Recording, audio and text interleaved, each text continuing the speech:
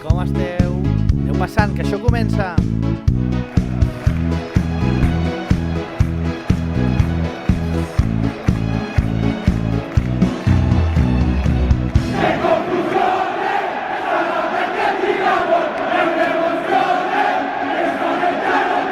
Com sempre, una mica de confusió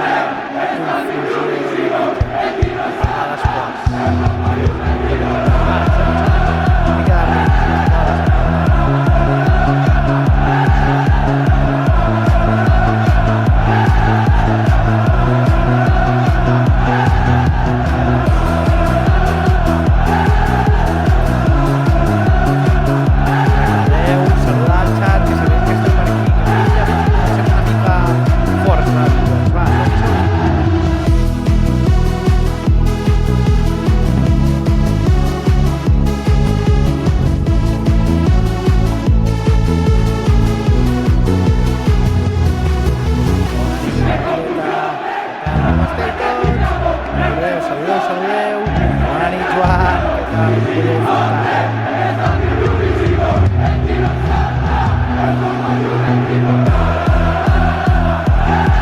Parlarem una mica de bàsquet, encara que no en tenim masses ganes, després ja veureu per què, però sí que volíem fer una secció una mica especial, després ja ho veureu. Bona nit, Lídia.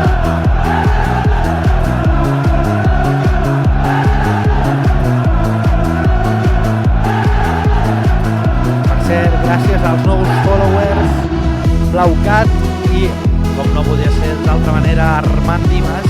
Hombre, el vot a 5 First Time Chat, benvinguts.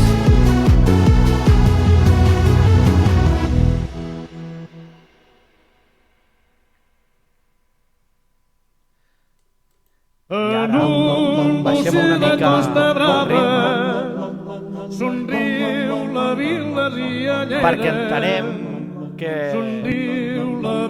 l'escala mereixia aquest petit homenatge al canal després d'haver seguit intensament el que és la primera divisió catalana. I res, doncs l'escala la setmana passada es va proclamar campió d'aquesta primera catalana, l'escalera sinuosa, com diu en Bernat, justíssim mereixedor del campionat, una primera volta excepcional i una segona que tot i les punxades tenia prou marge i avantatge i tampoc ha sortit un rival prou sòlid com per poder fer-li ombra.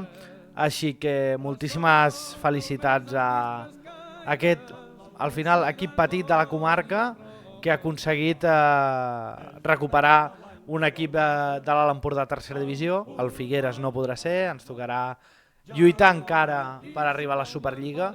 Després, més tard, ja entrarem una mica més a fons a fer debat amb vosaltres, amb el xat i a fer una mica un anàlisi de la situació.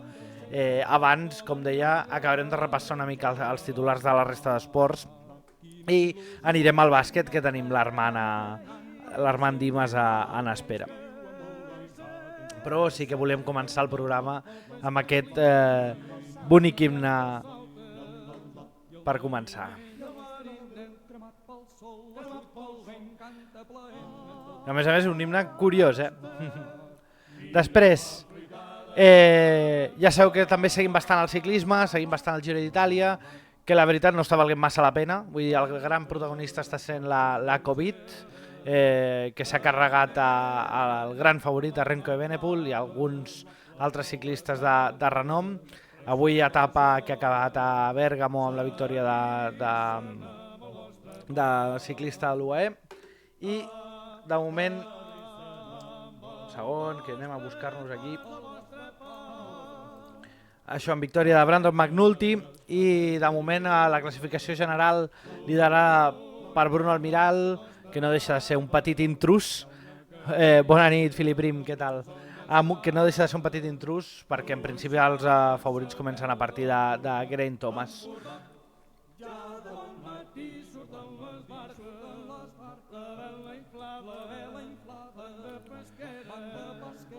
Sí, parlem de futbol, no podíem oblidar-nos de, com sabeu, un equip que ens toca el cor, que és el totpoderós Serinyà, que aconsegueix una nova victòria i ja es situa en tercera posició a quarta catalana. Després també ja farem un anàlisi una mica més en profunditat. Avui havíem de tenir amb nosaltres a Mr. Congost, però ens ha fumat una miqueta, ens va demanar festa i, òbviament, com no podia ser d'una altra manera, serà més que ben guanyat. Si tot va bé, crec que la setmana que ve el tindrem amb nosaltres per analitzar tant aquesta victòria de l'Escala. Hombre, el Botes, no podia ser que no fossis follower encara. Benvingut a aquest petit vaixell de bojos que és aquest canal de Twitch. Doncs com deia, si tot va bé, setmana que ve amb el Mr. Congost analitzarem una mica tant la temporada del Serinyà com la de l'Escala, que crec que serà una conversa a la mar d'interessant.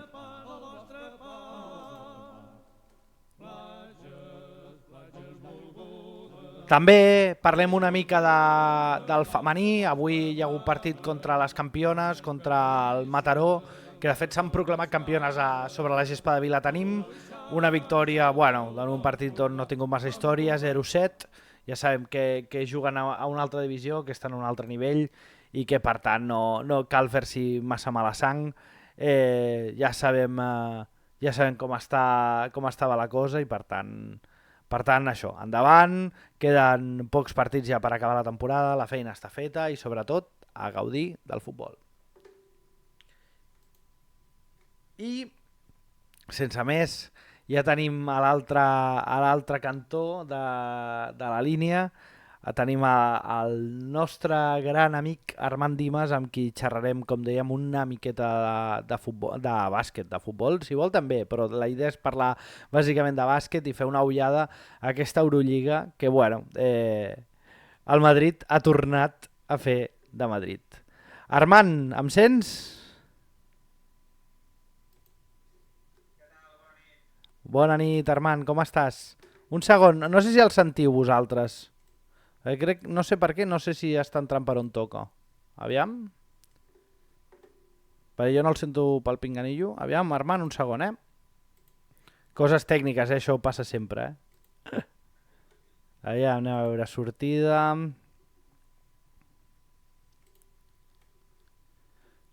Vale. Aviam, parla, Armand. Bona nit. Bona nit. No el sentiu ara? Sí que el sentiu o no? Escolta. S'escolta, hola. Ara sí, vale. És que et tenia per una sortida diferent. Vale, Armand, doncs res. Hola, Imat, veig que ara ja comentes. Veus, si al final mola perquè tens el públic d'assistència tècnica, que és lo guai d'aquí del Twitch. Res, doncs l'Armand és un bon amic d'infància. De fet, som amics de fa tant de temps que anàvem fins i tot a la guarderia junts. Sí, el Sol Solet, La gran quinta del Sol Solet, imagineu-vos. I fixeu-vos fins on ha portat. L'Armand és una persona molt vinculada amb el mundillo del bàsquet i, ostres, quan donava voltes a com encaràvem el programa d'avui, sobretot quan ja en Nil em va demanar si el podia disculpar aquesta setmana, i ostres, coincidir amb la Final Four i que entenia que tenia bastanta lògica fer una ullada d'això, i qui millor que fer-ho que amb l'Armand, algú que en sap de bàsquet molt més que jo, això segur. Bueno, a veure, tu també, penso que també domines una miqueta, no? Bueno, no massa.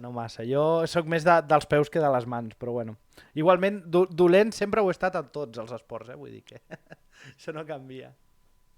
Des del sofà millor. Sí, des del sofà millor, això sempre.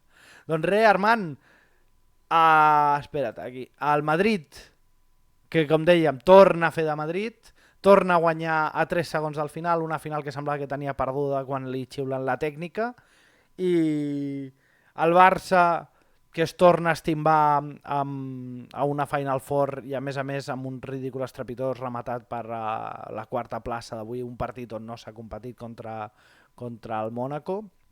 I no sé, comenta'ns una mica tu la visió que has tingut de la jugada, com has vist aquesta Final Four. Jo t'he de dir que, clar, tu quan em vas dir de col·laborar a aquesta hora el diumenge a Twitch, fixa que, clar, jo dins els meus paràmetres, jo donava com favorit al Barça i confiava molt al Barça. I confiava estar explicant una victòria al Barça.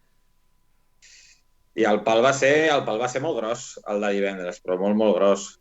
perquè el Barça, el problema és que és el tercer any consecutiu que arriba a la Final Four. Guanyar una Final Four és molt complicat, però quan perd 2 anys seguits contra el Madrid, que és el teu rival, home, fa mal. I la sensació és que perds de la mateixa manera, o cometent errors molt similars. Perquè ara mateix, no sé els que esteu aquí si sou molt basquetbolístics, jo sé que sou de futbol la majoria, però segur que el bàsquet ja us mola. Al final, la gran diferència que s'ha vist entre els dos equips, sobretot, jo crec que la podem personalitzar molt amb la figura del gegant Tavares, no? No, totalment. A veure, mira, hi ha el dubte per Twitter de si és el millor jugador de l'Eurolliga, d'Europa en general. Jo el millor com a tal no ho sé. El més diferencial sí, perquè és davant i darrere. És a dir, és un monstre en el bon sentit de la paraula i que, és que afecta moltíssim. Vull dir, contra el Barça ho ha intentat amb diferents jugadors, no ha pogut aturar-lo. Avui ha estat una mica més discret, però també ha fet molt bons números i al final, doncs mira, el que ha rematat el Madrid han estat, diu tothom, los viejos rockeros, no? Que són dos jugadors, el Sergi Llull, que és menorquí, i el Sergio Rodríguez, que és canari, els dos de les Illes, doncs que els dos superen els 35 anys. I mira, són qui han rematat al final a l'Eurolliga. Què li donen al Chacho per ser tan bo encara? Perquè al final, parlàvem de Tavares, però a la final jo crec que qui la rebenta aquests últims minuts és el Chacho.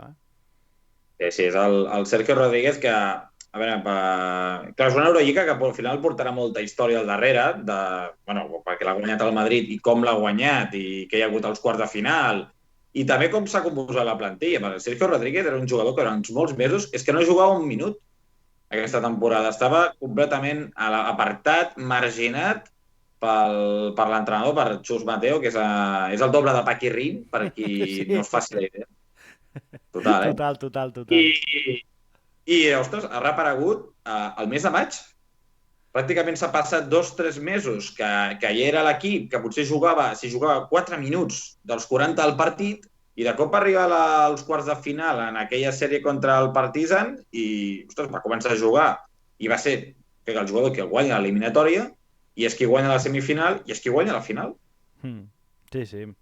Ara, aquí, per exemple, l'Imat ens comenta al xat, diu experiència, no? Aquest diferencial de l'experiència que aporten tant aquests dos, no? Que deies tu, Llull, el Chacho, com Rudi, no? Els minuts que ha tingut també s'ha vist, que aporten un punt més cerebral que ja no estan al nivell que havien tingut altres èpoques, que eren uns fores de sèrie, no?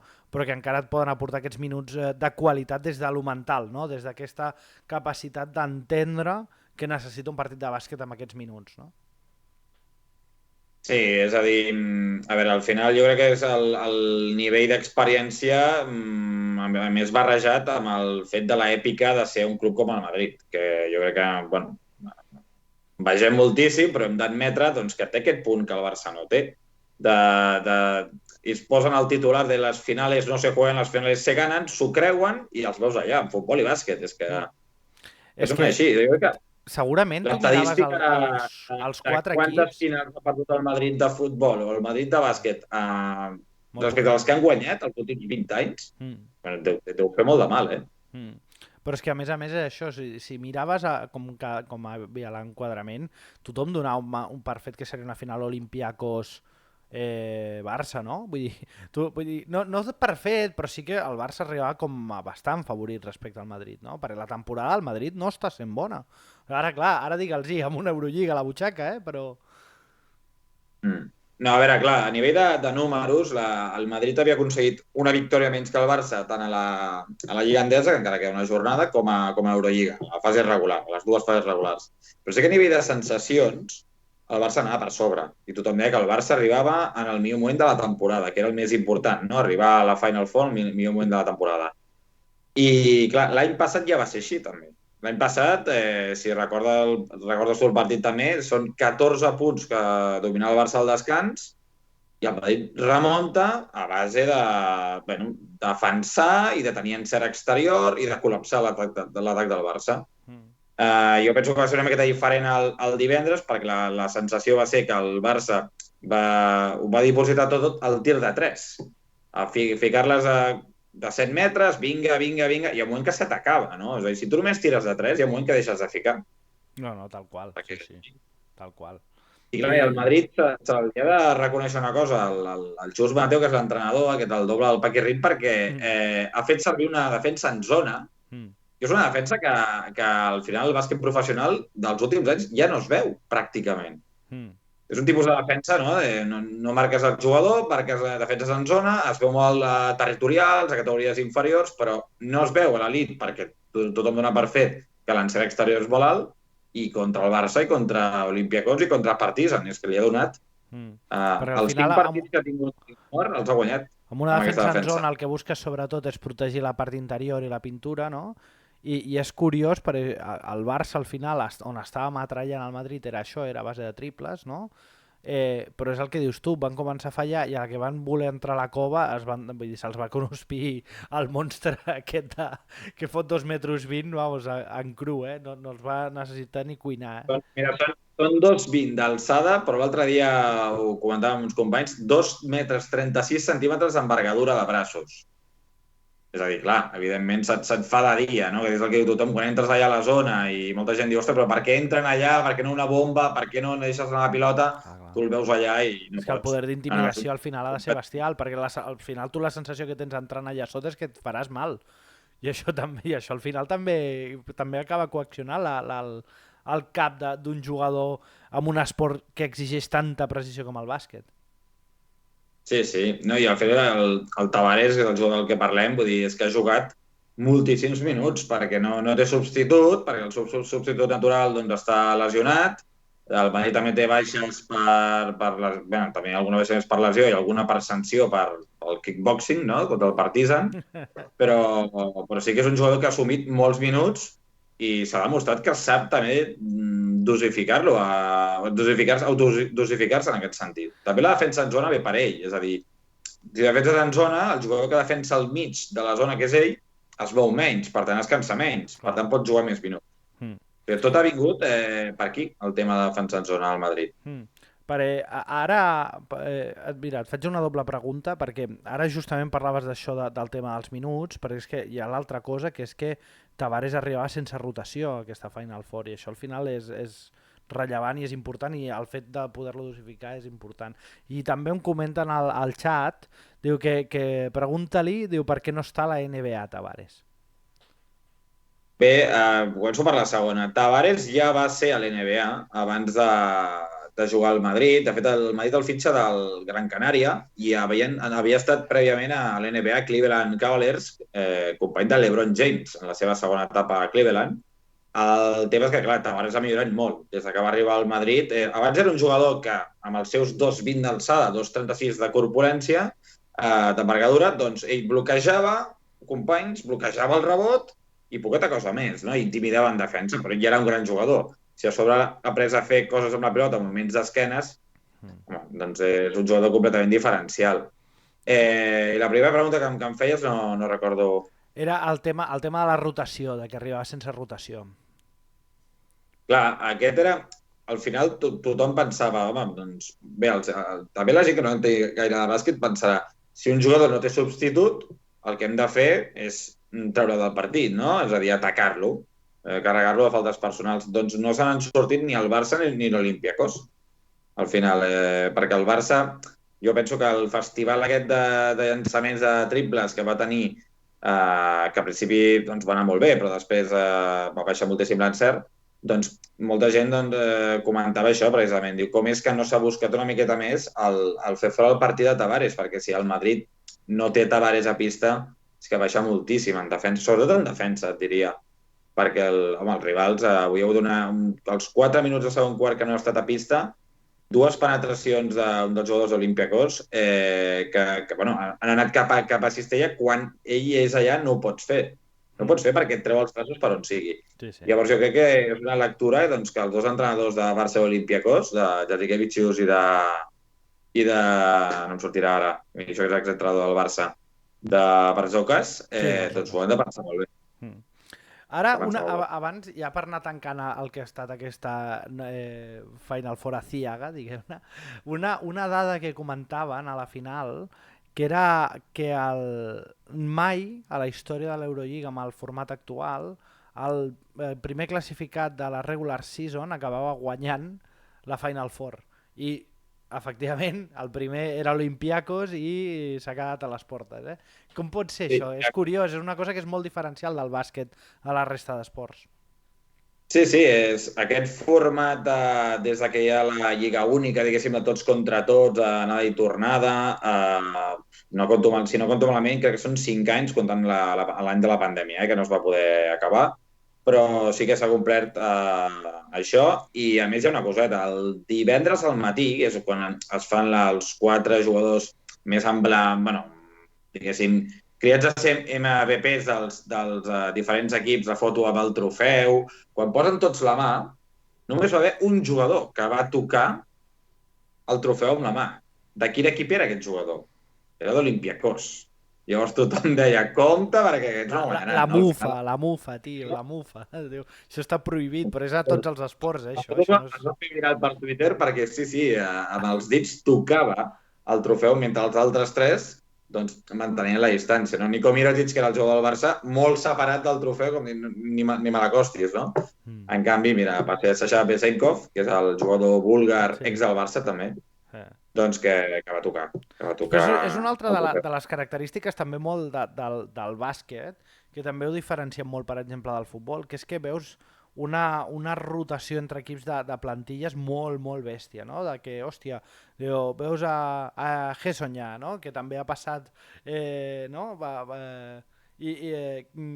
Al final que acabes mirant les plantilles i veus que tots han passat una mica per tot arreu, no? De dir, hòstia, aquest estava al Barça, hòstia, aquest estava a Panathinaikos i ara està al Madrid, no? I acaba sent com curiós que passa molt de que jugadors juguen contra exequips a l'Eurolliga.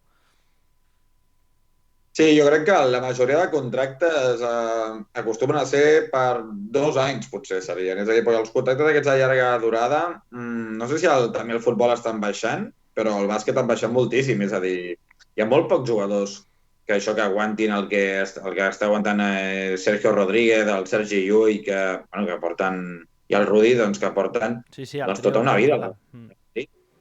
Però no és l'habitual, no és l'habitual. De fet, si mires la plantilla, per exemple, d'Olympiacos, em costa recordar quin jugador hi havia fa 5 anys. És a dir, hi havia un jugador que era l'Eix Lucas, però també va anar per Fenerbahçe, després va tornar, no? Però quins jugadors hi havia a Olympiacos fa 5 anys? No n'hi havia cap. Per tant, sí, jo crec que el mercat en aquest sentit es mou molt diferent. Es mou molt diferent. En contractes de llarga durada no es porten aquests 2 anys ampliables i sí, són jugadors que alguns, per exemple, és que el Barça, Madrid i Olympiacos tenen diversos jugadors que han jugat al Barça, al final. Sí. I jo crec que hi ha una imatge, aviam si la trobo, que l'havia buscat i l'he acabat perdent. Jo crec que hi ha una imatge molt bèstia, que crec que podria ser la imatge de la Final Four. Aviam si la trobo, sí, la tinc. Que és aquesta. Aviam si Ostres! El d'allò. Molt bèstia, jo això vaig flipar amb colors, Aquest senyor va picar de cara a terra i es va trencar les dents, literal. Sí. No sé, comentaven avui a DAZN, al final qui ofereix els partits d'Eurolliga, que la pròpia Eurolliga, pel que he entès, ha difós la imatge del parquet amb la marca de la dent. Hòstia! Jo vaig veure la imatge que feia la repetició i es veia els trossos de dent saltant, que és molt heavy, saps? Sí. Però el tallo no es va fer ni sang ni res, una cosa molt estranya, no? El partit d'avui ja ha passat pel dentista, Jokubaitis. Clar. Bueno, també ho té a casa. I és d'allà, per tant, al final deu tenir el seu dentista de confiança una trucada ràpida i el dissabte vas cap allà i tornes, no? Sí. Però sí, va ser una imatge impactant. Van ser 2 dents, Sí, no, és que aquí la imatge aquesta es veu bastant clar que és heavy, sí. Tela. Bueno, doncs això, no? NBA una mica ciega, sobre doncs hi ha un jugador que literalment li van partir la cara ja, no? I això, ostres, clar, faltaria. La gran polèmica. Haurien d'haver expulsat el Madrid per la batalla campal de, de Madrid, justament, abans a l'eliminatòria contra Partizan. Clar, jo et deia abans, aquesta Eurolliga al Madrid passarà a la història per l'èpica que té el club, perquè ho ha tornat a demostrar, ha jugat 5 partits que eren a vida o mort i els ha guanyat els 5, és a dir, els 2 últims els 3 últims de Partizan, el del Barça i el d'avui, però evidentment tothom recordarà doncs, aquell partit, no? Que és per qui no tampoc estigui molt al dia, doncs, la sèrie al millor de 5 partits, qui guanya 3 es classifica per la Final Four, havia guanyat el primer partit Partizan, guanyava el segon per 18 punts de diferència, que era en aquell moment, i restaven 2 minutets, i hi ha una tangana espectacular. Jo crec que a Europa feia molts anys que no es veia. Sí, monumental. I tots els jugadors, menys un o dos, els àrbitres, perquè a la banqueta central del camp queden expulsats. I què passa? Doncs que l'Eurolliga es troba amb, al final, diguem, el problema, el marrón de dir què fem? Com sancionem això, no? Perquè les sancions, tothom té molt clar que si això hagués passat a la jornada 3 de la fase regular, quan queden 30 partits per davant, haguessin estat molt més bèsties. Molt més bèsties. Segur. Però deixava els dos equips fora de combat, pràcticament, si arribes a posar les sancions que tocaven. De fet, Sergi Llull, que avui anota la cistella decisiva, no direm que... és qui comet la falta antiesportiva, que a partir d'allà és on es desencadena tot.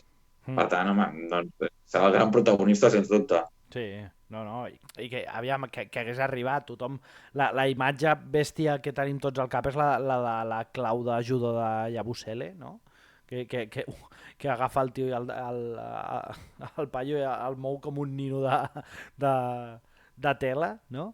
Però sobretot això, no? Una violència supercafre que al final acaba sancionant-se en res i amb una sanció tan lleu, no? Que acaba comportant que aquest equip que hauria d'haver rebut una sanció exemplar tant que el deixés debilitat per anar a competir l'Eurolliga, l'acaba guanyant amb solvència, no? Però és que fins i tot hi ha el punt aquest de com que acaba revolucionant, al Madrid li acaba servint com de catarsi, perquè estava eliminat, vull dir, aquell partit els deixava 0-2 i havien d'anar a Belgrat, on tothom s'esperava allà la guerra, no? Tothom s'esperava que allà anaven a l'escorxador i acaben sobrevivint d'allò contra tot pronòstic i sobrevivint al Barça quan anaven perdent de pallissa i sobrevivint a una final que anaven perdent i amb una tècnica en contra a poquíssims minuts del final, no? Vull dir, no sé, és increïble. Jo crec que, a veure, si estaràs d'acord, el Madrid domina molt com a club el discurs. Sí, absolutament. El discurs presidit per qui té doncs, al capdavant, per Florentino, que, és a dir, que en aquest cas que tothom va dir a les xarxes socials, el primer missatge era Yabusele especialment no pot tornar a jugar mai més amb el Madrid, perquè el que ha fet és que no té cap justificació, se li ha anat completament l'olla, tal. Fixa que cap de 3 dies juga partit de Lliga Endesa a Madrid, sin más, com a local. Sin más, saludos a la grada y muchas gracias por venir. I a sobre el Madrid ven el discurs, quan anaves llegint també mitjans propi de l'equip de la capital, no? El Madrid se unifica, el Madrid d'alguna manera com, home, som pocs i això ens uneix, que això evidentment psicològicament és així, però, ostres, com si pobrets haguessin estat la víctima, sí. Però és que ara és això, serem també políticament incorrectes, però és que tota la milonga que hi ha hagut amb el City, per exemple, que si el club estat, el PSG club estat, no sé què, és que no hi ha més club estat que el Real Madrid, que ha estat el club estat de l'últim segle, vull dir, d'aquest segle i de pràcticament tot l'anterior a l'estat espanyol. No hi ha més club estat que el Real Madrid. I després s'enfaden, però és que... Jo crec que al final els culers hem d'admetre que sí, que el Madrid té una èpica, un caràcter, especialment a Europa, que és envejable. Jo crec que això és innegable, Ara bé, que saben també, entre ells, a diferència del Barça, no molestar-se i anar tots a un mateix discurs i ser més conjunt en aquest cas, i ho treballem molt millor, això. És a dir, la imatge que donen cap a fora, el discurs que donen cap a fora, potser el fer-se la víctima. És un equip també, el Madrid de bàsquet, jo crec que bastant en similitud amb el futbol, on es protesta tot, es posa en dubte absolutament tot, però aconsegueixen que això no se'ls critiqui. Per cert, Armand, tu no ho deus saber per estàs mirant la Final Four, però increïble, han expulsat a Vinícius, Què dius? T'ho juro, sí. Ja ho sé, jo no ho he vist tampoc, però ho sé perquè m'ho han xivat gent del xat. Han expulsat a Vinícius, Increïble, Doncs sí, vull dir... un jugador que el discurs que es ven, evidentment que haurà sentit coses que no les hauria de sentir cap jugador, però que el discurs que es ven és el pobre Vinícius que se'l maltracta, quan al final és Vinícius que s'encara amb els àrbitres, amb els rivals, amb el públic. I al final el Madrid fa servir tot això com a discurs que també que li remi a favor. Jo crec que també és digne d'estudi. Jo crec que passaran els anys i tot això no sé si és per su florentineza o per què és, però per què ells són capaços d'orquestrar aquest discurs i en canvi el Barça no. El Barça no tenim parellament entre nosaltres, no? No sé si és cultura catalana o què és. No, però al final jo sempre hi ha hagut aquest debat i a mi el que m'agrada és fer-me la pregunta de si em canviaria, si m'agradaria que el Barça fos com el Madrid. La resposta és que no. Prefereixo el Barça a ser com som, amb els 100.000 defectes que té el Barça, però aquest de buscar-li els 5 peus al gat, però generar debat, parlar entre nosaltres, encara que sigui amb vehemència, però intentar pensar, no? Més enllà hi ha algú que pensa per nosaltres, crec que té un valor. Això per una banda, que és el que dèiem de generació del discurs, però ja per una altra, ja com a defecte professional, com a coach, tot el tema del treball mental que es fa al Madrid, han sigut capaços de generar un univers de creences paral·lel on coses que racionalment no haurien de ser viables les fan possibles, no? I dius, no, això, remuntar aquest partit és normal, és possible, ho hem fet, tenim molta experiència en fer-ho, per tant, és una nit més, quan per qualsevol altra tu mires el marcador del tercer quart de l'altre dia contra el Barça i dius, és que no es pot, s'ha acabat. No? I tot això al final és un treball de creació de creences. No sé, la gent del xat, ara us heu quedat una mica callats com ho veieu, recordeu que al final aquí la gràcia també és que aneu fent les vostres preguntes i aportacions. No sé, com ho veus tu, Armand, això? Sí, jo penso que el que dèiem al final, que és envejable del Madrid com a club i és això, és que tu saps quan jugues contra el Madrid que si l'has de guanyar l'hauràs de matar 5 vegades. Avui hi ha hagut, tu deies abans, hi ha hagut un moment aquí a falta de 2 minutets i mig que quedaven, era un més 5 per l'Olympiacos, rep una falta i sobre una tècnica. És a dir, eren 3 tirs lliures. Sí. Ho han tret. Tenen aquesta capacitat de resiliència, no? D'adaptar-se absolutament a tot i contra tot, i jo crec que, evidentment, com dius tu, ha de ser un treball molt mental, però i, evidentment, això afecta tots els rivals. L'any passat, no? L'eliminatòria del Madrid de futbol contra el City. És que es caguen, el City es caga, però es caga perquè sap que és una cosa que és perfectament possible. Sí, però quan va marcar el Madrid i estava a un gol de la remuntada, tothom ho sabíem, és que ho sabíem tothom. Cap al llit i vas que marcaran a l'última. Però és que jo ara aquest últim partit, aquesta última eliminatòria contra el City, hi ha un amic, no sé si avui està per aquí pel xat, però ho comentem sovint amb l'Adrià, que el tinc bastant negre, que sempre dic que si és igual, si és que el millor és pensar que guanyaran. I si no, doncs mira, aquesta alegria que t'emportes, no? Però el normal és pensar que guanyaran perquè és que ho fan sense voler, no? I anàvem al partit del City, anaven 3-0 i deia, que com em marquin un gol, aquesta ja ha fet coses molt rares, Vull dir, farà aparèixer la bruixa, apareixerà un Omni i abduirà Haaland, vull dir, és que qualsevol cosa et pots esperar d'aquesta penya, sí. No, totalment, totalment. Jo el partit contra el City d'aquesta setmana també el vaig escoltar. La primera part no vaig poder seguir, la segona per ràdio, i quan a punt marcava el Madrid era un compte, no perquè faci un gol, perquè si en fa un en venen dos més. Sí, sí. I tothom més confiant.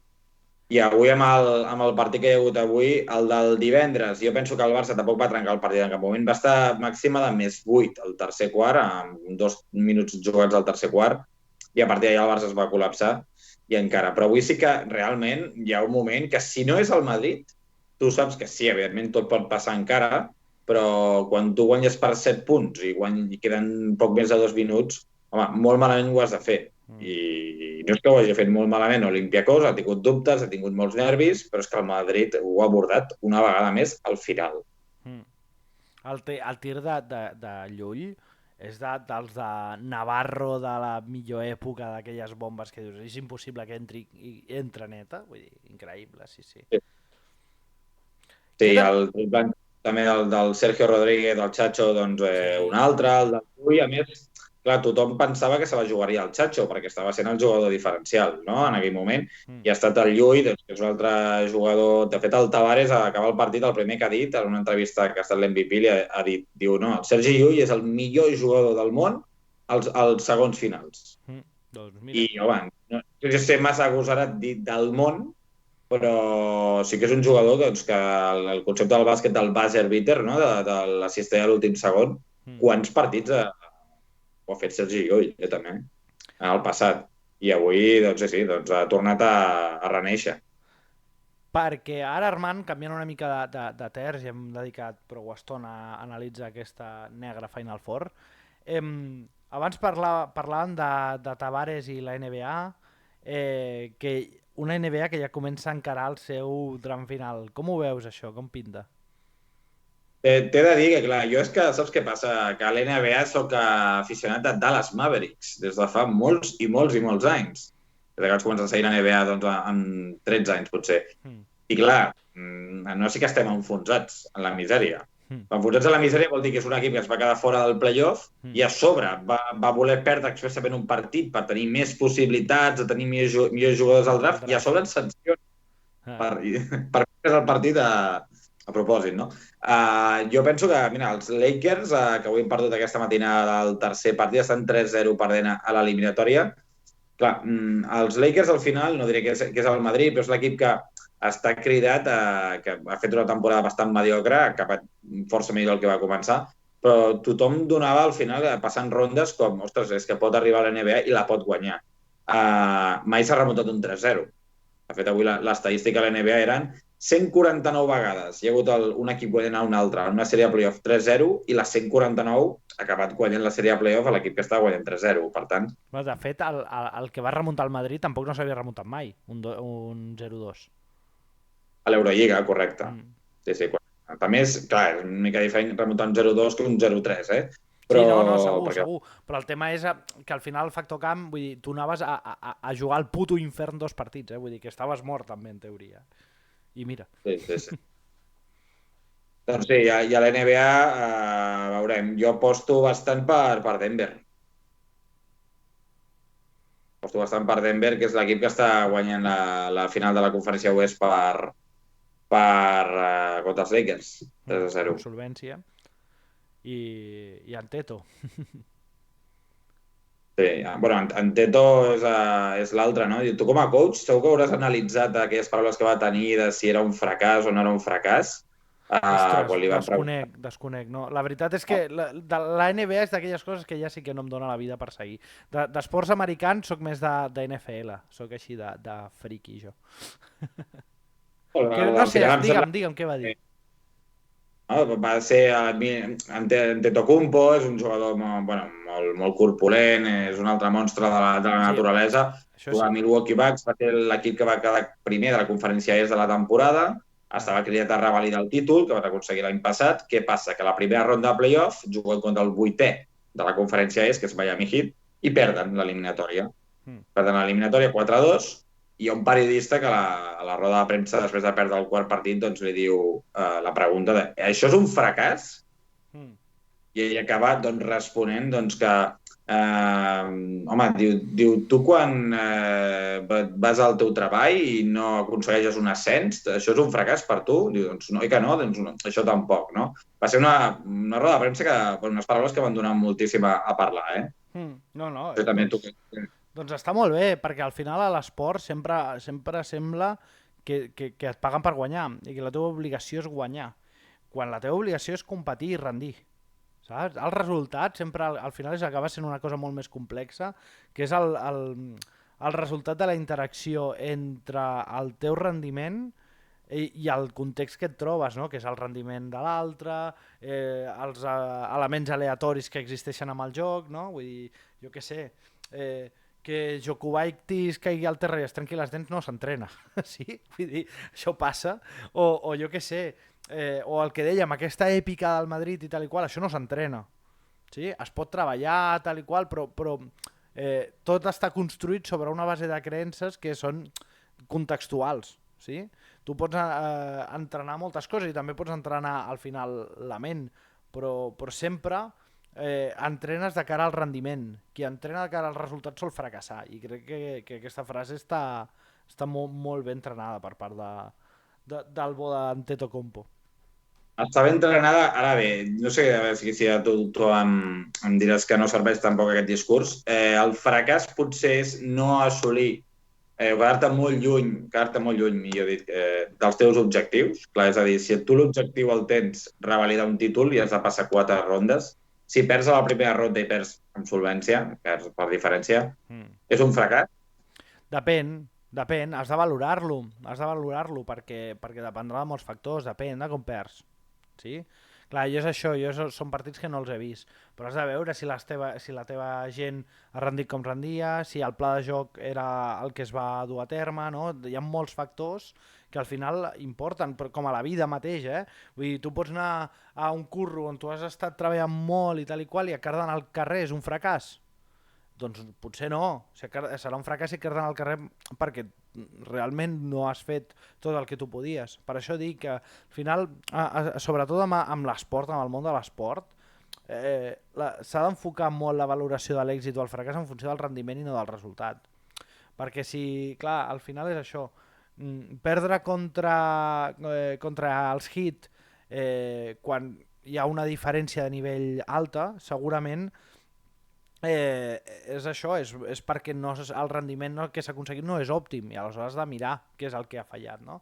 La paraula fracàs al final és que és tan complicada perquè al final l'únic que importa és els aprenentatges que pots treure de tot plegat, no?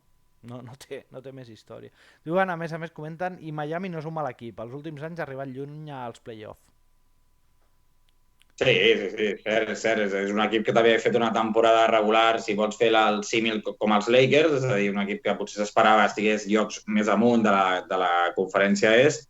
El que passa que, clar, Milwaukee, no només amb Antetokounmpo, amb més jugadors, esperaves que tothom donava per fet doncs, que aniria superant rondes i, home, si perds a final de conferència, potser entra dins d'una lògica, no entra a la lògica perdre a la primera ronda contra el 8è classificat. Sí. En aquest cas. Sí. No, està clar. Així, per tu deies que favorits Denver Nuggets, Sí, a més, jo crec que un jugador com... Denver té un jugador que és Nikola Jokic, jugador serbi, doncs, que és un jugador que tu el veus pel carrer i no et sembla que és un jugador que pugui jugar a l'NBA. Estem veient aquí la plantilla, una mica. Jokic, sí. Murray, Porter... Sí, Murray també, un gran partit aquesta nit. Però Nikola Jokic és aquest jugador, doncs, no sé exactament l'estatura que deu tenir, però un jugador diferencial perquè és un jugador molt alt i que té una visió de joc, al final una capacitat de passar la pilota quan no t'ho esperes, és digne d'admirar. El que passa és que també és un jugador amb un caràcter complicat de portar i que, bé, els balcànics a vegades ja tenen aquestes cosetes. Sí. I veurem, però jo crec que sí que aposto per Denver. Molt bé. I a l'altra semifinal teníem Boston contra... Ara és quan foto la gamba, Boston Celtics Sí, contra Miami. Contra Miami Heat. Allà, Ja. com veus Boston? Sí, Jo sí, sempre ho he dit, jo Boston és la sí. franquícia que em genera més simpatia, sense ser molt de NBA, però a mi la franquícia que em genera més simpatia és Boston Celtics. Sí, penso que a molta gent, no? Al final és dels Celtics, ja sigui Bé, perquè al final també un equip clàssic, no?, que va guanyar campionats a la dècada dels 80 i, bueno, sempre ha transmès... És un equip diguéssim, de la conferència és molt proper a l'Atlàntic, veiem potser, no sé si és que per geogràficament és més a prop i ens identifiquem més o quin és el factor, però jo crec que Boston és un equip que cau molt simpàtic, en No, i general. que té el rotllo aquest irlandès, no?, de Boston Sí, mateix, aquesta connexió europea amb Irlanda, no?, que al final com a catalans també doncs, el tema irlandès sempre ens toca una mica el coquet, no? Jo crec que pot tenir a veure una mica amb tot això, no? sí, Boston ho té complicadet, va estar perdent contra Miami 2-0 la final de la conferència est. Home, ha de guanyar aquest proper partit perquè, si no, clar, això es posa 3-0 i la veritat és que veient 3-0 les dues finals de conferència seria, de cara a l'espectador, doncs, Estrany una com a mica mínim, sí, sí. tocant. Sí, sí, sí, perquè home, són eliminatòries que acostumen a ser molt emocionants, se'n van sempre a 6 o, si no, els 7 partits almenys a 6. Ostres, seria xocar un 3-0, els dos costats. I un Denver-Miami és una final inèdita, perquè Denver no mai ha jugat una final de la NBA. I de fet dèiem això, no? Ostres, que Miami arribava sent un equip que generava dubtes, que es creuava amb la bèstia parda, no? I mira, tals, a tocar de la final de la NBA. Sí, tenen un jugador que és bueno, el seu jugador franquícia, que és Jimmy Butler, bé, un jugador que també en alguns moments el seu caràcter doncs, l'ha portat a fer alguna acció una miqueta potser fora de lloc, però és un jugador que és un guanyador i quan va guanyar l'anell Miami, si no m'equivoco, fa dos anys, tres, t'hauria de mirar també, perquè també domino més aquí a Europa que no a l'NBA, però sí que va ser un líder en tota regla i, clar, veurem què pot fer Miami també en una suposada final contra Denver i crec que Denver seria favorit, eh?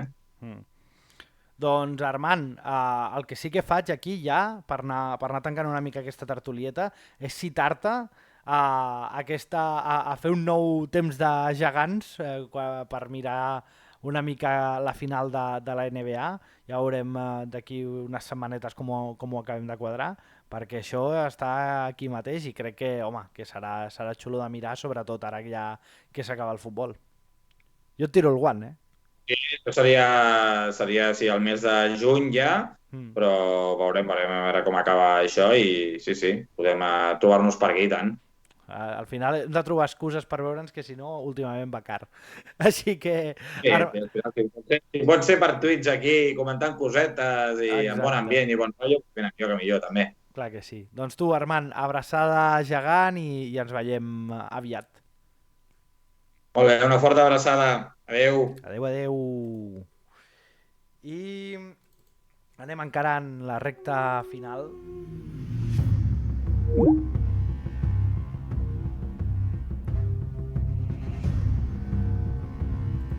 d'aquest programa.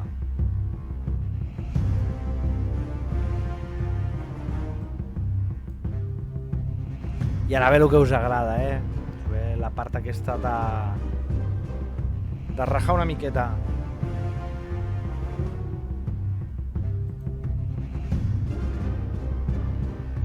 Perquè ja sabeu que aquest programa sempre ens agrada tancar-lo parlant una mica de la Unió Esportiva Figueres i bueno, i venim d'un cap de setmana certament complicat. Ahir es va jugar un partit contra l'Escala, el derbi comarcal, i bueno, va ser una derrota per 0-2, però el que dèiem abans és important, per 2-0 a favor de l'Escala, però és important no només perdre o guanyar, sinó també el com, no? El com es perd o com es guanya. I la veritat és que la derrota va ser dura perquè la sensació de que l'Escala jugant a mig gas va ser àmpliament superior és difícil de digerir. És difícil de digerir perquè al final jugàvem contra un equip que estava bàsicament format per jugadors que van ser descartes nostres de l'any passat o fins i tot d'anteriors, no? I veure això, Marc Beck, Nil Congost, Pol Bastides vestir la samarreta rival i sent molt superiors a tu, doncs la veritat que ostres, que és que acaba generant preguntes. El primer gol de l'Escal fa Pol Bastides, efectivament, i el fa Pol Bastides, a més, és un gol que és deplorable perquè ve d'un contraatac, d'una jugada d'atac del Figueres on s'acaba atacant malament per precipitació, com sempre, però es genera un retorn absolutament abominable. Vull dir, hi ha 5 jugadors del Figueres que es queden tocant a línia de fons, no tornen Pime, no tornen Josu, no tornen Xavi Ferrón, hi ha moltíssims jugadors que es queden enganxats a dalt i l'Escala et munta el contraatac i arriba Pol Bastides a rematar sol, no? Però és una jugada que tal com perds la pilota i veus que hi ha jugadors que es queden enganxats, i no un o dos sinó molts, ja veus que aquella jugada acabarà amb la pilota dintre. Però sobretot és que la primera part era aquesta sensació de que l'Escala aquell partit no va acabar amb més gols de diferència perquè ells no van voler anar a fer sang, perquè realment la diferència va ser molt gran entre els dos equips. Vull dir, com tocaven la pilota, sempre ben posicionats. Nosaltres fèiem coses molt estranyes, jugàvem amb 3 centrals i amb Josu i Ferro de carrilers, però Josu baixava molt a baix a rebre per iniciar jugada. Fèiem coses molt estranyes i no vam ser capaços mai de superar la pressió rival, mai vam fer 3 passades seguides per terra amb calma, la pilota ens cremava i sempre acabàvem rifant-la, que la lluités Pime amb una lluita ell contra el món sencer, vull dir, contra el jugador rival, contra l'àrbit, contra el públic, no? I clar, doncs això és una manera de jugar que et condemna i que òbviament no funciona, però que és l'enèsima. Abans algú preguntava, crec que era en Bernat, preguntava si en Víctor seguiria d'entrenador l'any que ve. Jo la veritat és que no tinc aquesta resposta, entenc que no, que hi haurà canvis. Víctor López, preguntava, això és complicat, la veritat de saber-ho, però m'imagino que hi haurà canvis en profunditat al cos tècnic i també una altra vegada, per desgràcia, de plantilla. El tema és si aquesta vegada, si aquest estiu s'aprofita per prendre decisions que es facin mirant una mica més enllà del que són les urgències del present, no? De dir, què volem fer l'any que ve, de dir, hem de pujar sí o sí, no? O hem de fer promoció d'ascens sí o sí, no? Que era els casos de la tercera, no? En comptes de dir què necessita l'equip a 5-6 anys vista, no? Quines són aquelles figures claus que hem de mantenir, quins són aquells jugadors joves al juvenil que podem promocionar, no? Fer un projecte a llarg termini, com diu Joan, i això ens fa falta i no som capaços de trobar mai la tecla, perquè això entenc que ha de venir no només d'un canvi de banquetes i de plantilla, sinó que ha de venir, i em consta que van per aquí els trets, ha de venir d'un canvi profund a nivell institucional al club. Ha de venir d'un canvi profund a nivell institucional al club. Com serà aquest canvi no ho sé, crec que no ho sap ningú, crec que ja comencem a trigar massa perquè ja estem a finals de maig i si hem de passar per unes eleccions no és un procés que es pugui fer en 2 dies, vull dir, ja ens anirem a principis de juliol, però a principis de juliol és millor que mitjans d'agost i cada dia que passa doncs és un temps preciós que perdem per intentar reconstruir aquesta casa que ens estimem tots. Volia compartir amb vosaltres per això una sèrie de vídeos, vaig a buscar-ho, perquè tenim amb nosaltres una magnífica reportera. Aviam si ho trobo això. una magnífica reportera que sempre fot fotos fantàstiques, que a nivell de xarxes del club... mira de qui parlava, m'ha sentit, m'ha sentit a xerrar la Maria José, que és una corrent incansable que ve a tots els partits amb la seva càmera, i us volia compartir uns quants vídeos del partit. Aquí ho tenim, espera que ho faig gran. No, perquè tinguem una mica una idea. Són vídeos curtets, vull dir, tampoc no en tenim massa, però perquè ens donin una mica la idea veiem aquí l'escala molt junta i amb quina calma toquen, no? Com nosaltres sempre estem molt pressionats i ens costa molt. Ara aquí jo s'ho venia a rebre dintre, però moltes jugades estava molt escurat a banda esquerra, no? I com sempre acabem centrant-la sense cap mena de criteri, no? I no som capaços de trenar jugades a través de la combinació, cosa que el parlada...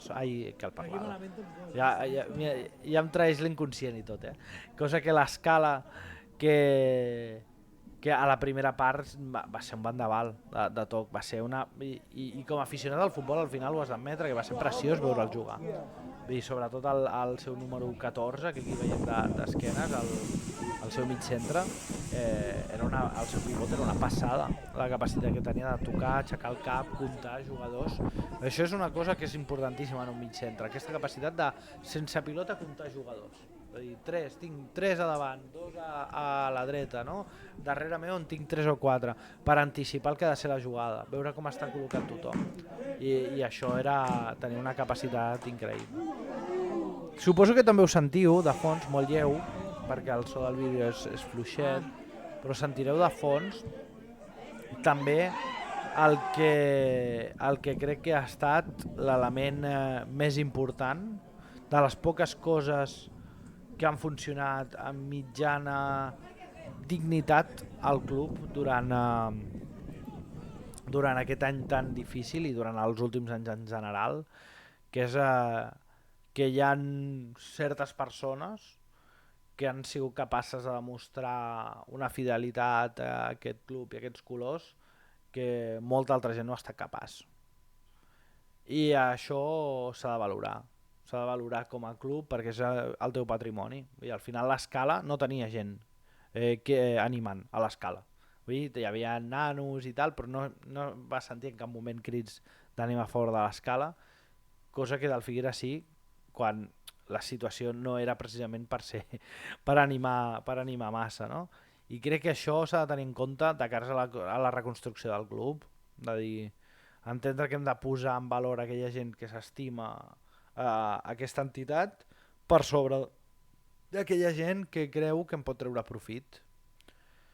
I això implica a vegades doncs, ser ferm i aprendre això, a valorar quines persones valen, quines s'estimen això i quines no. I bueno, tocarà canviar moltíssimes coses de com s'han estat fent fins ara. Com ho veieu vosaltres al xat? Que al final ara només comenta en Joan i l'Ajo deia això, que tardem massa. És que em preocupa el tema dels terminis, perquè vam tenir un moment fa 2 setmanes on semblava que, sobretot després de la derrota estrepitosa a Mataró, que semblava que s'accelerava molt el procés i tal, no? I ara tornem a estar en un moment allò d'impàs que els gestionem fatal, aquests moments d'incertesa, de que no sabem ben bé cap on anem, no? I obres al Twitter i veus gent inventant-se històries, fent elucubracions, no? Xerres amb la gent al camp i la gent comença a tenir tothom teories d'una banda a una altra, no? I això és un problema. I perquè és el que dius, Imad, no hi ha rumb i mentre no hi hagi rumb, doncs la gent necessitarà imaginar-se'l, no? I quan abans ens posem a construir-lo de debò, en comptes d'imaginar-lo més des de la por que no pas des de la certesa que sabem cap a on anem, doncs no ens fa cap favor, sobretot perquè el destí està bastant escrit, vull dir, és evident i jo crec que ningú ho nega de que hi haurà un canvi a la institució, hi haurà un canvi jo crec que a la presidència i un canvi profund a la Junta. Això ho sap tothom, ho saben ells i ho sap la gent a l'estadi, ho saben els propis jugadors, no? Per tant, no té massa sentit retrasar més una situació que ja està més que escrita. Vull dir que, per tant, paciència com a aficionats, acabar això com bonament es pugui. Algun jugador va citar textualment aquestes paraules, de dir acabar com bonament es pugui i l'any que ve ja ho veurem. No ho sap tothom perquè el club no és transparent. Bueno, Joan, no ho sap tothom de manera oficial, però de manera extraoficial sí, que ho sap tothom. Ho sap tothom, fins i tot qui no té cap mena de contacte amb la gent de la junta directiva, perquè tampoc no s'estan esforçant en dissimular que la situació ja és absolutament límit. Però bé, com deia, això ja depèn exclusivament dels tempos que decideixi aquesta directiva, perquè les eleccions es van habilitar per 6 anys, per tant, paciència. Però vamos, jo estic seguríssim, i no sóc l'únic, que no hi haurà un 5è mandat de la Junta en bones mans. I aquí lo dejo. Deia que això, abans havia parlat del femení, avui també hi ha hagut una derrota voltada contra el Mataró. Com deia, és un partit que tampoc no cal tenir massa en compte, és un 0-7 que sona molt escandalós, però és que si mirem la classificació, i crec que ja ho analitzàvem altres programes, l'Escola de Futbol Mataró té una diferència abismal amb la resta de competidors. 164 gols a favor, només 15 en contra. Fins i tot el Torelló, que era un equip tremendo, era l'únic equip que ha aconseguit guanyar al Mataró, són 135 gols a favor, però 43 en contra. Vull dir que ja hi ha una diferència molt important. Juga a una altra divisió, per tant, merescuts campions, merescudes campiones, pujaran a preferent tant al Mataró com al Torelló i per tant felicitar-les. La Unió Esportiva Figueres la trobem a una 11a posició, 38 punts, segueix amb 8 de marge sobre la Fundació Terrassa. Ja portem 31 jornades, vale? De les 34 queden 3 partits, per tant, si tot va com ha d'anar, la propera jornada ja certificarà la permanència. Preferente, com diu l'Imat, sí. Sí, està curiós, la veritat, la situació de que Mataró, al final, que tampoc no és una ciutat de l'Espanya profunda, diguem-ne, vull dir que no parlés gairebé ningú català, però bueno, això ja són opcions de cadascú. Però com deia això, el Figueres amb 38 punts i tot va bé, la setmana que ve, fins i tot amb la derrota, fins i tot perdent, que esperem que no, però fins i tot perdent, mentre que la Fundació Terrassa no sumi cap punt, que és el que fa pinta, en principi ja estarien salvades. Si anem a veure de fet els partits, això és jornada 31, però si ens anem a la 32, que és la que ens interessa, veiem que el Figueres juga al camp del Nàstic Manresa, que ja està pràcticament descendit, i el Terrassa, aviam si el trobo, aquí, contra el Sabadell. Ojo, aquest derbi Sabadell-Terrassa, això pot ser divertit, que el Sabadell el tenim... classificació. Que el Sabadell el tenim bé, ben classificat, setenes, que el normal és que aquest derbi se l'endugui el Sabadell. Per tant, avui la jornada del femení no té massa història a comentar, simplement que això, que s'està un passet més a prop de la permanència, que era l'objectiu a principi de temporada. I per tancar el directe, que ja portem una horeta i escaig, horeta i 10, per anar tancant el directe, com dèiem, ens anirem a fer una ullada al totpoderós Cedrinyà, que el teníem aquí. Gran victòria èpica, 1-0 davant de l'Osó. Partit que era important. De fet, veieu que no es van presentar tots dos equips sense entrenador, perquè l'entrenador de Mr. Congós estava justament a la mateixa hora jugant a l'Escala contra el Figueres. I això, i si ens anem a la classificació, els veiem ja empatats a tercera posició amb en Joanet Asà. Per desgràcia del Serinyà, empatat a quarta posició amb el Sant Pere Màrtir, que Sant Pere Màrtir, quan ho havia mirat, no estava actualitzat. Vale? Això, està empatat amb Joanetes a la quarta posició, Sant Pere Màrtir tercers.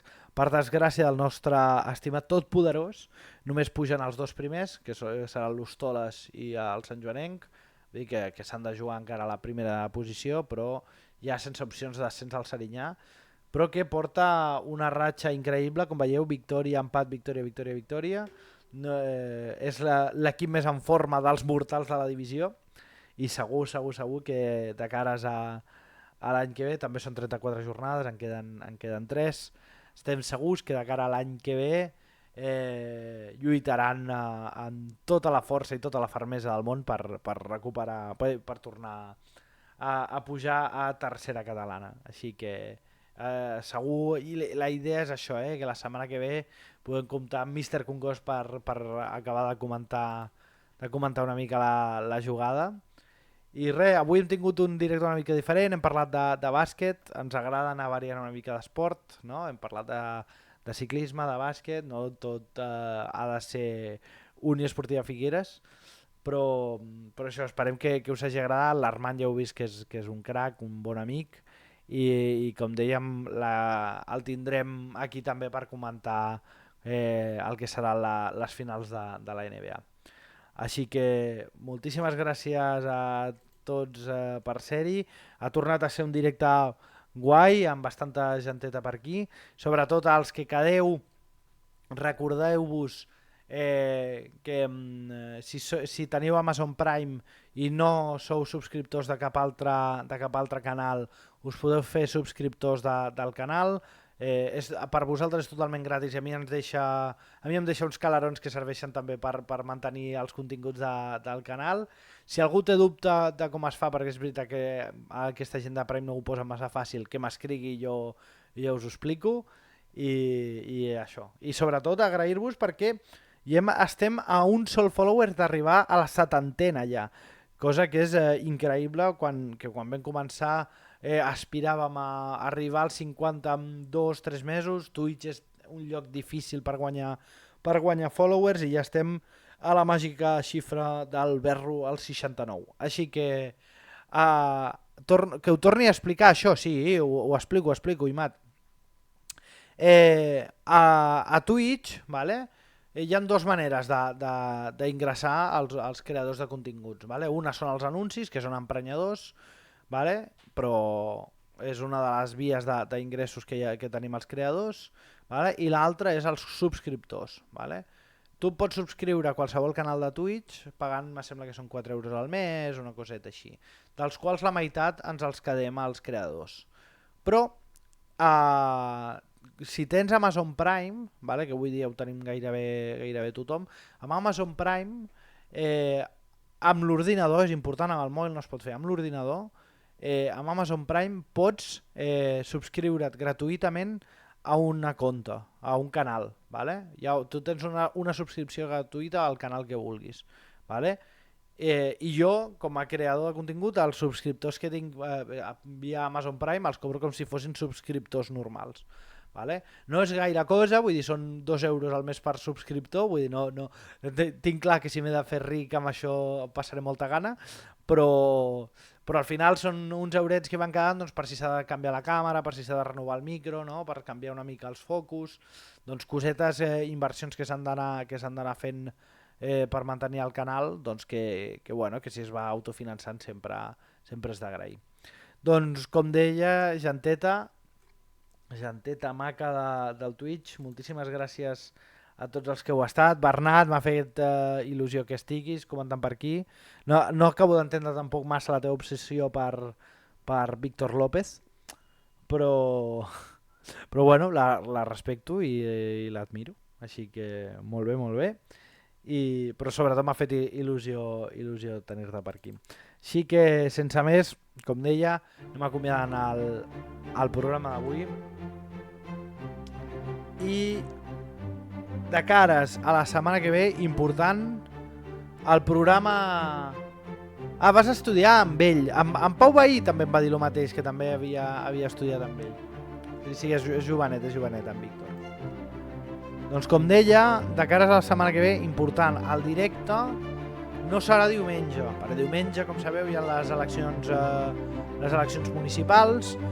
De fet, estem col·laborant amb un projecte de cares a aquell diumenge que estarem al canal d'en Jacint Casademont fent un programa especial sobre les eleccions municipals, i per tant el directe d'esports el mourem a dissabte, cosa que ja està bé, perquè a més la jornada unificada de primera catalana, que sabeu que al final és el que marca bàsicament la nostra agenda, també serà dissabte, i el programa el farem dissabte a les 9 del vespre a l'horari habitual, però un dia abans del que tocaria, per això, perquè el diumenge doncs toca estar per altres coses.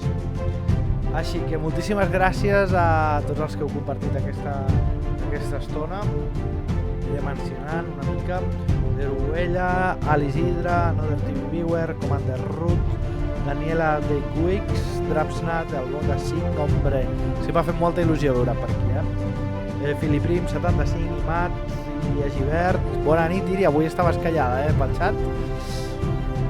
Joan Uef, Catall, Maria José 5, Marieta i Simer Valenciana, home, Simer, però si passes per aquí, saluda una mica, I això, i com diu Maria José, aviam com acabem, una mica de professor Joao a la Kings League, fem amén, una mica de límpia, acabar la temporada el millor que es pugui, i això, i ens veiem la setmana que ve. Dimecres farem Hora de Poder, hora friki de Twitch, i tertúlia esportiva el dissabte. Així que moltíssimes gràcies i fins la propera.